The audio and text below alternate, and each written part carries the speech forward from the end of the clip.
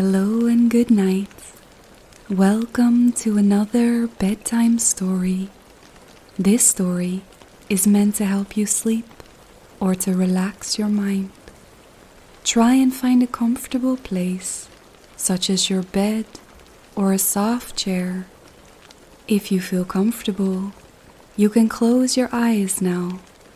Try and let go of the day as we begin our tale. Tonight's story is The 6 Servants.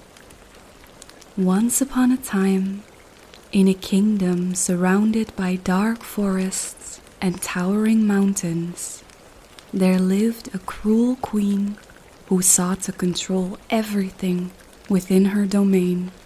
She had only one child, a daughter of unparalleled beauty, but she had no love for her.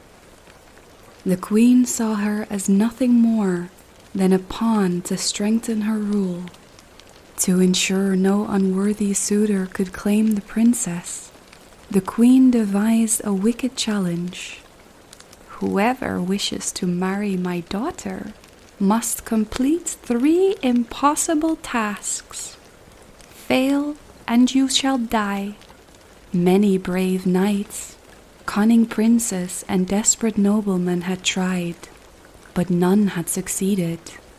One day, a young prince from a distant land heard of the challenge.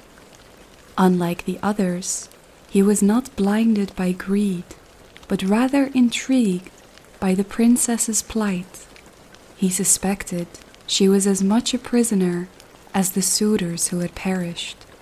Gathering what little he had, he set out alone, trusting in his wits and destiny to guide him. As he rode through a dense, enchanted forest, he felt eyes watching him. Suddenly, a strange-looking man stepped onto the path.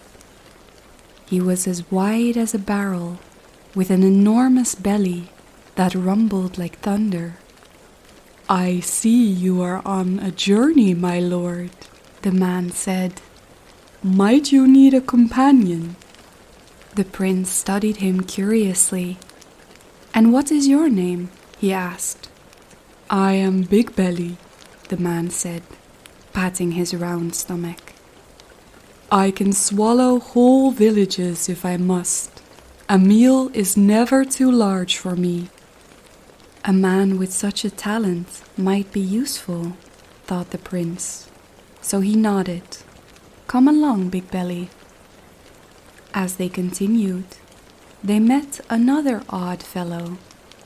This one was tall as a tower, with legs stretching into the sky. "I am Longlegs," he announced proudly. "I can walk 100 miles in a single stride." "That could be useful," the prince mused. "Join us." Further along, they met a man with ears so large they dragged on the ground. "I am Sharp Ears," the man explained. "I can hear the grass grow, the birds whisper, and secrets spoken leagues away." Then they met a man with a cloth tied over his eyes. "I'm Hawkeyes," he said. "I see far beyond the mountains, even through the thickest walls." Then they came across a man shivering despite the warmth of the sun. His very breath froze the grass. "I am Cold Bones," he said through chattering teeth. "Even the hottest flame cannot warm me." Lastly, they found a man so strong he carried an entire tree on his shoulder, as if it were a twig. "I am Strongback," he boomed.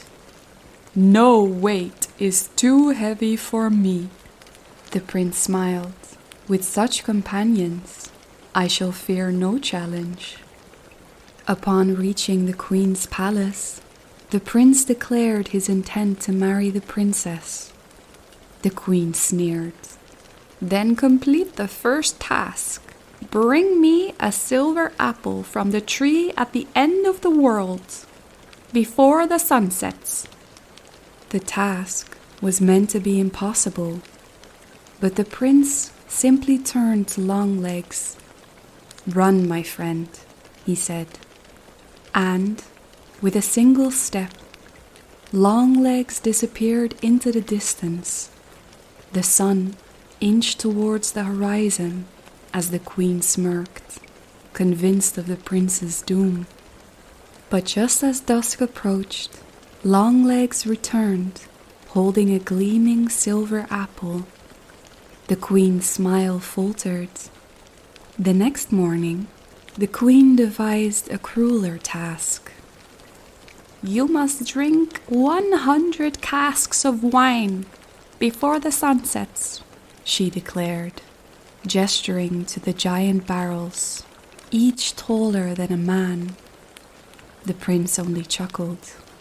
"My friend, are you thirsty?" he asked Big Belly. Big Belly grinned and approached the barrels. One by one, he lifted them as if they were cups, gulping down every last drop. By the time the sun set, he patted his stomach contently. The queen gritted her teeth. Furious, the queen devised her cruelest test. "Tonight, I shall hide my daughter somewhere in the kingdom," she declared. "Find her before sunrise, or perish." As the night deepened, the prince turned to Sharp Ears. "Listen, friend, where is she?" Sharp Ears closed his enormous ears to all noise, then focused. His face grew troubled. He told the prince that the queen had hidden her beneath the earth, locked inside an iron casket, buried deep in the mountains. The prince turned to Hawkeyes. "Can you see her?"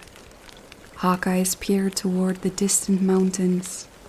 He found the princess and said that she was weeping, trapped alone in the darkness. "Strongback, dig her out," the prince ordered. Strongback tore through the earth, ripping through stone and soil as if they were nothing. Soon, he lifted the iron casket from the depths and tore it open. The princess gasped, her eyes wide with hope. "You've come for me," she whispered. "Indeed," the prince said, "and I will not leave you here." As dawn broke, they returned to the palace. "You have lost, Your Majesty," the prince said. The queen's face turned pale. The queen, unwilling to accept defeat, ordered her guards to attack. "Burn them!" she screamed. "Kill them all!" Her soldiers lit torches, surrounding the prince and his servants. The prince turned to Coldbones. "Can you help us?" Coldbones grinned and let out a breath of freezing wind. The flames snuffed out instantly, and frost covered the palace floor. Now the people saw the truth. Their queen was a tyrant, and they turned against her. Seeing her people rise against her, the queen tried to flee. "Not so fast," the prince said, nodding to Longlegs.